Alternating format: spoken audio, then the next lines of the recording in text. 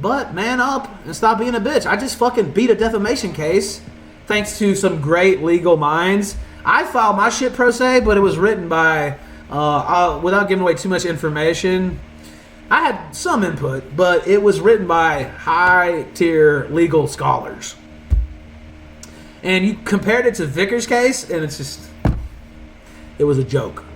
And that's why I was pissed. I'm weaving back to the first story. That's why I was pissed that I thought we should have won on the first round, actually. So I wanted to do the oral arguments. Now, somebody didn't think that was going to work. And he made this fancy video, or paid somebody to make it. I don't know. Maybe Cog made it. He didn't make any money today, but maybe made some money for this. I don't know. This is what he said. He still has a chance on April the 3rd.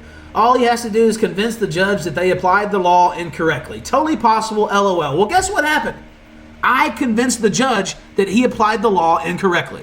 Because the night before, I said this on air, the night before my oral argument, and I got it with just hours to spare. One of the legal minds, not legal mindset. He's a cocksucker, we know that. But, or dick sucker, whatever the fuck. But they said, hey, this is the case. Make sure you send notice to Vickers, and because you're supposed to do that. I don't know, some lawyer bullshit. So I sent him notice, and I said, you know, I was told to do this. And it was One Taste Inc. versus Netflix. And the case, I told you guys, the judge started reading in court. And he said, well, I'm going to take this in for submission. Which I knew already he had to write a new ruling. So either he was going to stay with what he did, which he couldn't do, really, once he saw that case. Because that case says flat out, denying an allegation of sexual assault is not sufficient. Is not sufficient evidence. Just you saying you didn't do it is not sufficient evidence. I'll go through why. But Vickers, and you know what? Vickers, I woke up today and somehow, I think an A-log, or not an A-log, but just somebody, some shit poster on Twitter had retweeted Vickers. And he said, you know, you win some, you lose some. Congrats to Ralph. And I'm like, what? I thought he was trolling. So I ran and checked my email. He had sent me an email. I won't go into it. It said basically the same thing. And I had the ruling and everything else. And I was like, my God, I fucking won this thing. And I won't say I was surprised because, in my opinion, that case law knocked his shit out. But I didn't go on and brag about I was going to win and all that because I didn't want to jinx it. But it's such a well-written ruling, and it's so rare for an anti-SLAPP win to get overturned on appeal. There's Grok thinks there's a slim chance for an appeal. He also has a lawsuit against Ariana Couch, formerly Vickers, for basically the same thing. And she has an anti-SLAPP motion pending. I would imagine that case is kaput now as well. But I don't know. That's not my case. But he made this video. Salute to you, Mr. Vickers. Stop. But I've not read Kiwi Farm. Well, anything to do with me and Kiwi Farm since I got sued by Vickers, which is still ongoing, and I have a hearing this not anymore. When I expect to defeat him in an anti-SLAPP. I expected to defeat him, and I did.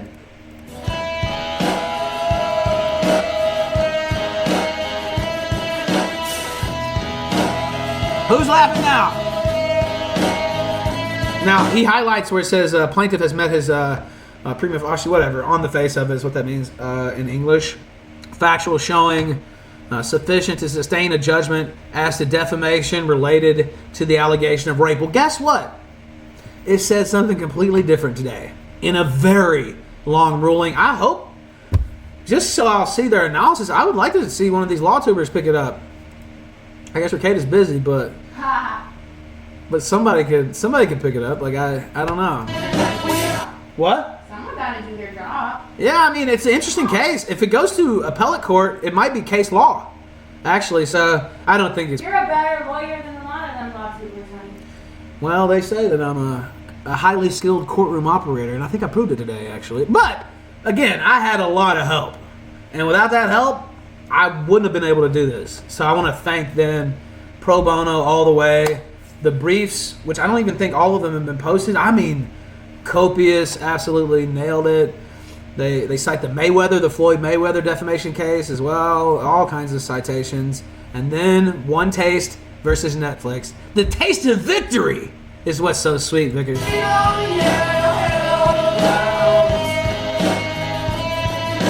No, Grok didn't write that, NPC. You're full of shit. I know that's what the A-log dumb fucking faggots think. Grok did not write that brief. ChatGPT didn't write that brief. That brief, with some input from me, was written by a real fucking lawyer.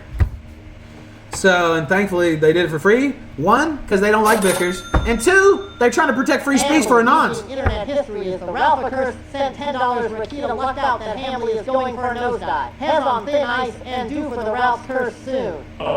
He is. Look, well, give me one. Give me 1 second, just because I want to finish this, and I'll play that. But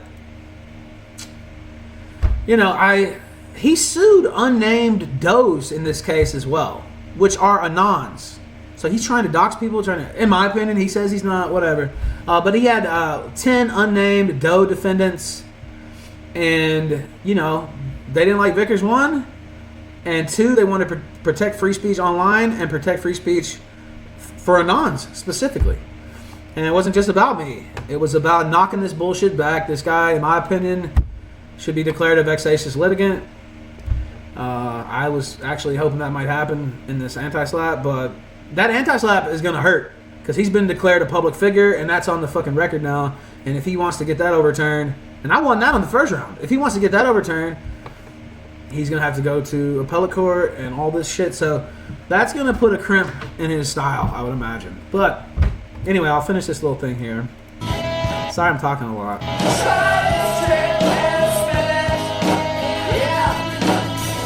I've not read. Okay, so he made this video to his credit. I'll give him slight credit.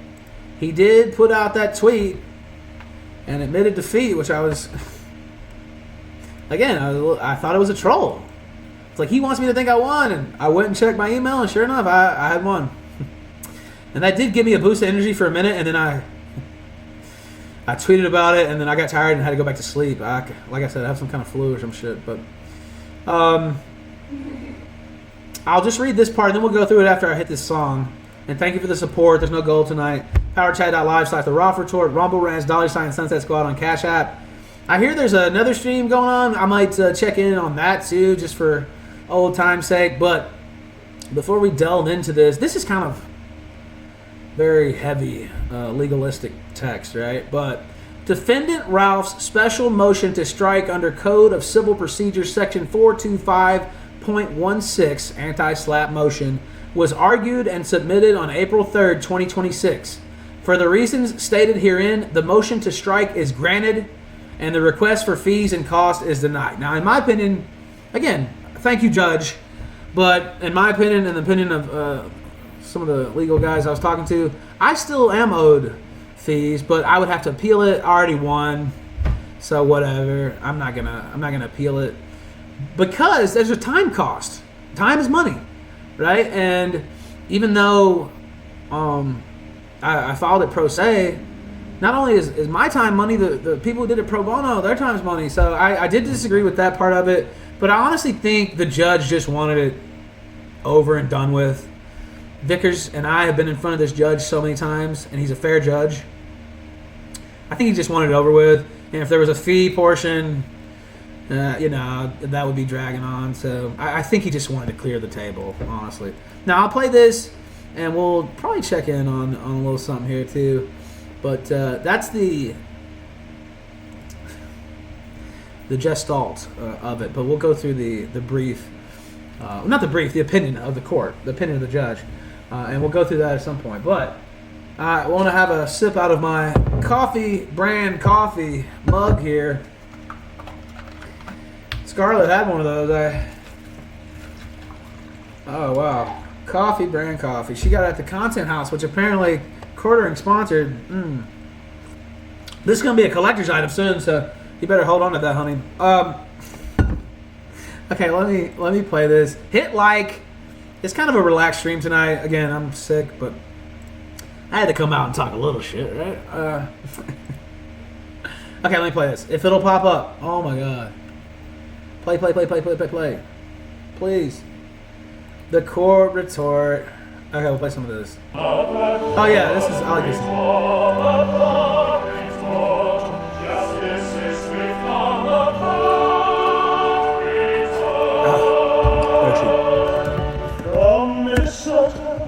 This is only 2 minutes, by the way, so don't turn it off. Lawyer charged with drugs and more, child endangerment, guns galore. The cause retort, justice is swift on the cause retort. Arrayed at home, the tale unfolds, Kayla to the story holds.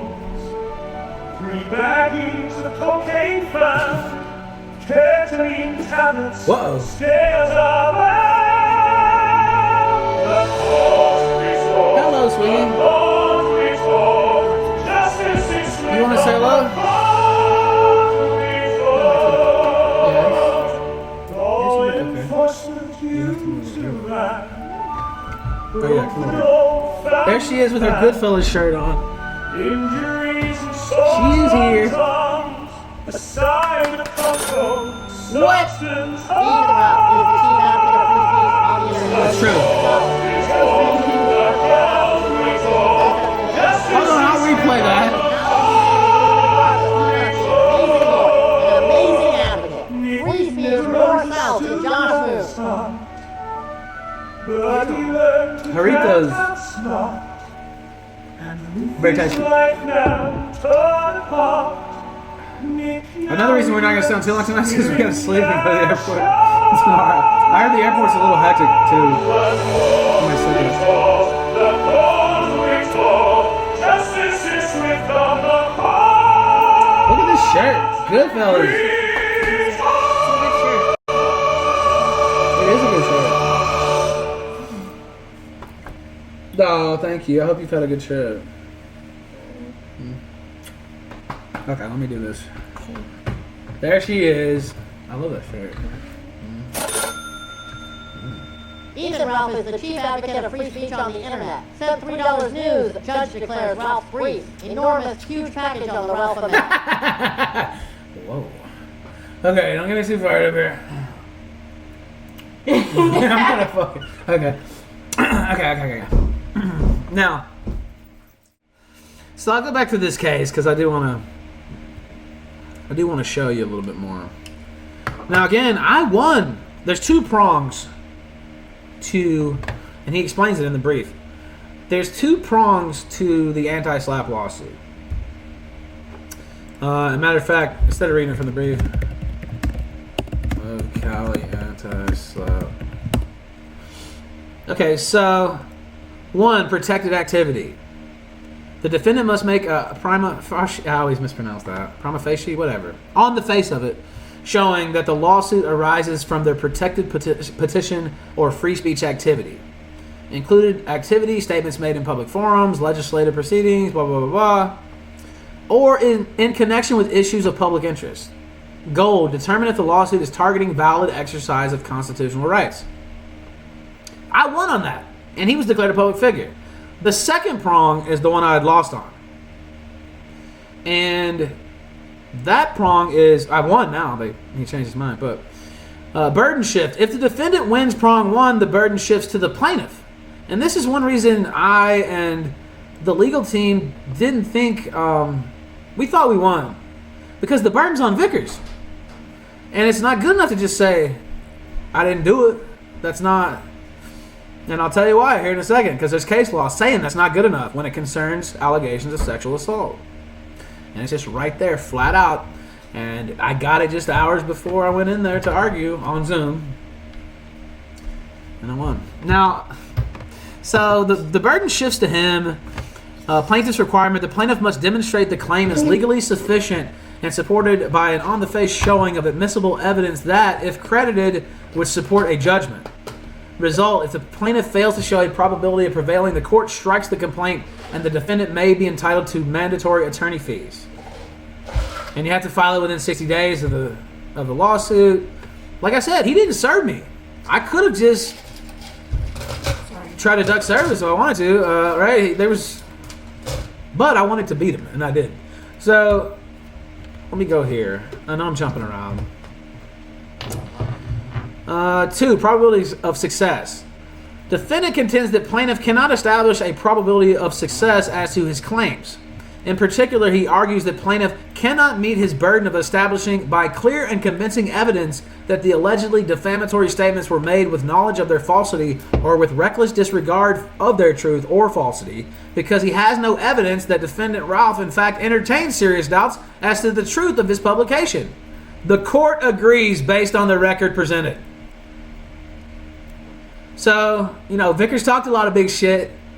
He didn't think I was going to be able to prevail in an oral argument, but I don't think he realized that I had some hitters on the team. Some real hitters. Not ChatGPT, not Grok. Some real legal minds. Not a legal mindset, to be clear. Fuck him. But, all right. Oral. No, wait a minute. Oral arguments. You'll probably be good at that, I think. Okay, let me... All right, let me do this. I'm not going to stay on too long tonight, probably a couple hours, but because I'm so tired, I'm so worn out. I'm sorry. I know I wanted to do a little bit more, but so the court agrees. The elements of a claim for defamation depend on whether plaintiff is a public figure or a private figure and whether it concerns a public or private matter. For a private figure, the elements for a defamation cause of action in general are 1, a publication that is 2, false, so you have to publish something that is false, 3, defamatory, 4, unprivileged, and 5, has a natural tendency to injure or causes special damage. And they cite John Doe 2 versus Superior Court 2016.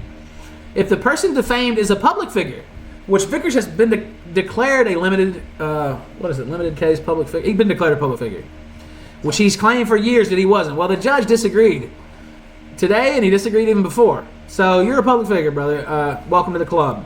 Now, so hold on, I'm looking through here. If the person defamed is a public figure, he cannot recover unless he proves by clear and convincing evidence that the libelous statement was made with actual malice. That is, with knowledge that it was false or with reckless disregard of whether it was false or not. And they cite Reader's Digest versus Superior Court. We had that in our original brief, by the way. So, again, I thought we should have prevailed. I'm not crying about it. I'm not mad about it because we won anyway in the end. But I thought we had it on the first run. But, because the brief, like, seriously, guys, I don't think the first one that I submitted has been widely examined, but it is thorough as fuck. So, they cite that case. Similarly, if the defamation involves an issue of public concern, proof of actual malice is necessary to recover presumed or punitive damages, even if the plaintiff is not a public figure. But he is.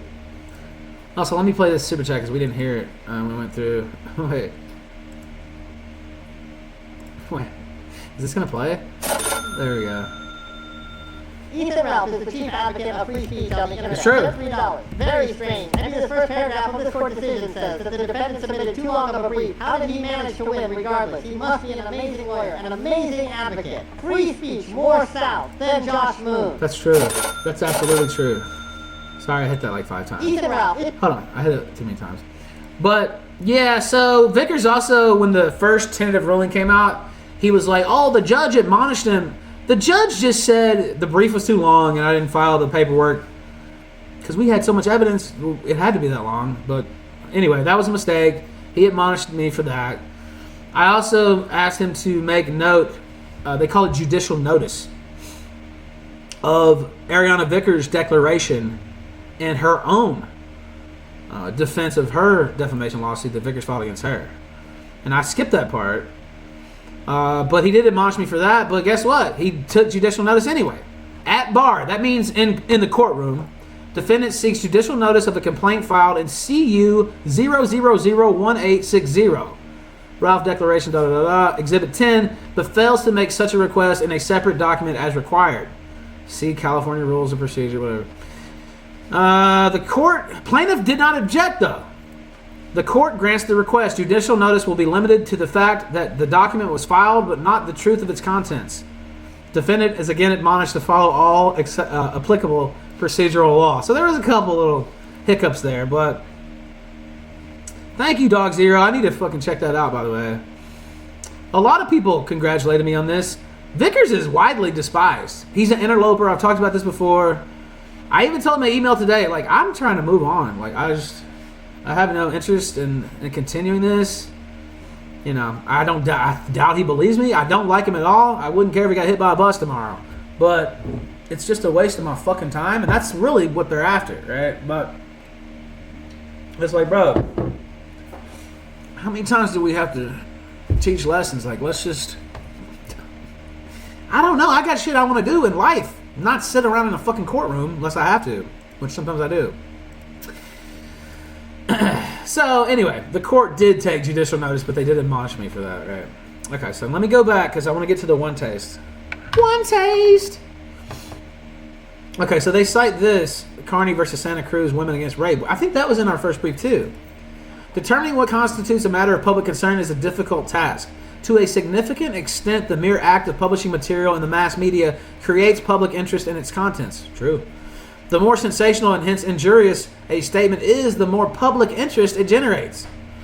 Whether speech addresses a matter of public concern must be determined by the expression's content, form, and context as revealed by the whole record. Sexual harassment and violence against women is recognized to be of pressing public concern. Salute to the feminists for once in my life. The court addresses the defamation claim premised on the allegation of rape first. This alleged defamation involves an issue of public concern. Allegations of rape that reportedly is subject to a criminal investigation, and referral to the district attorney. And we published in our brief that evidence because I tried to FOIA the police report. And they wouldn't give it to me. The sheriff said the DA had it. The DA said the sheriff had it. It was a bunch of... I didn't think they were shooting straight. Let's just put it that way. But I wasn't able to get it. But they did confirm that there's some kind of file, some type of investigation going on. And the judge agreed. So that was another big strike against them. But... So this alleged defamation involves... Sorry, I know this is legal text, and I'm so tired. I hope I'm keeping you engaged. It's been a long trip, a good trip, by the way. But the court addresses the defamation claim premise on the allegation of rape first. Blah blah blah. I read that part. Accordingly, proof of actual malice is necessary to recover presumed or punitive damages. Plaintiff has presented evidence the defendant made per se defamatory statements to third parties about plaintiff allegedly raping his ex-wife, Miss Couch, a crime. Vickers, they cite his declaration. According to plaintiff, his ex-wife, privately and outside of his presence, referred to him as her rapist and abuser. And I talked to Ariana, this is on the record, and had no reason to doubt what she was saying. So, regardless, he initiated a defamation lawsuit against her, and defendant obtained copies of the verified complaint where plaintiff clearly states that Miss Couch's comments were false. He notes that his ex-wife has never publicly accused him of rape, that he has never been convicted, tried, arrested, or questioned by authorities about a rape, and denies that there is a police report as to the same. Lastly, plaintiff has declared, without elaboration, that allegations by defendant that he raped his ex-wife were false. On this record, plaintiff has failed to make a sufficient showing the defendant published alleged defamatory statements with actual malice. Plaintiff's evidence and the inferences therefrom do not constitute a sufficient showing the defendant repeated the rape allegation with knowledge that it was false or with reckless disregard of whether it was false. Simply stated, and this is the one taste case, simply stated, denials do not constitute proof of provable falsity. A denial by a public official or in connection with an issue of public concern does not alone establish malice. And that's what won the case. That right there is what won the case. And I literally got it, I don't know, 6 or 7 hours before the hearing. So this could have been a much different broadcast, actually. And thank God it wasn't. And they cite One Taste versus Netflix. Plaintiff's blanket denial does not carry a doubt-inducing quality about the truth of plaintiff's ex-wife's claims that serves to buttress a case for actual malice. As such, plaintiff has not met his prima facie on the face of it. I think I said that wrong. Whatever. Factual showing sufficient to sustain a judgment as to defamation related to the allegation of rape. And then they talk about, I said he was trying to drive her into the grave or whatever, and he turned that into, I said he was trying to kill her, which is not the same thing. The judge already struck that down on the previous ruling, so he just carried that over to this one. So, He said that was bogus too. Lastly, assuming arguendo, Latin, that plaintiff has properly alleged a claim of negligence, blah, blah, blah. Plaintiff has made no on the face factual showing sufficient to sustain a favorable judgment against defendant for negligently making the statements as to plaintiff raping or attempting to kill his ex-wife. And they cite another case, Woodward versus Regent Real Estate Services. The elements of a cause of action for negligence are duty, breach, causation, and damages. Quoting Melton versus Boostred. I don't think that's Patrick Melton. I don't know. Maybe he was looking at some cartoons. I'm not sure. But specifically, there's been no evidentiary showing by plaintiff that defendant was negligent or that defendant's negligence was a substantial factor in causing him harm or any damages related thereto. Now, he did deny my request for fees. That's the one L, but I didn't have any fees. I did have to pay a little money to file stuff electronically, but I didn't have to pay any lawyers, thankfully, and I still had some. So, but I know he's got another case pending that I would suspect he's probably this is gonna be the same result. It's in front of the same, I don't know if it's the same judge, but it's the same court. And there's another anti-SLAPP pending, and I don't know. I don't want to give him any advice, really, but if I was him, I would consider withdrawing that defamation lawsuit, because I think she paid for her lawyers. I don't know that for a fact, but he may owe her some money. And he really, in my opinion, owes me some too, but whatever. So, defendant's motion to strike is granted. His request for fees cost is denied. So ordered, S. Robert Tice Raskin, Judge of the Superior Court in Nevada County, California. So, and if I was at home and more well-rested, I probably would have had a little more flair here with this read-through, but man. You're so flair. I'm so flair? Well, thank you. If the glove don't fit, you must acquit. I'm going to look for Dog Zero's promo. Also, I got to talk about Hackamania a little bit. Oh, wow. They make some great AI pictures of us. I love you too. But, okay, I'm trying to decide which order to do this in. Anyway, Vickers took a L. He took a fat L. Hopefully, this is the end of that chapter. Something tells me it won't be. Just call it a hunch. But, just call it a hunch. But, I hope that it is. Because I am so tired of this bullshit. Like, so tired of it. It's just... Thank you for watching this clip by Colonel J. This is the King of Bull here. Remember to like and subscribe. Juice!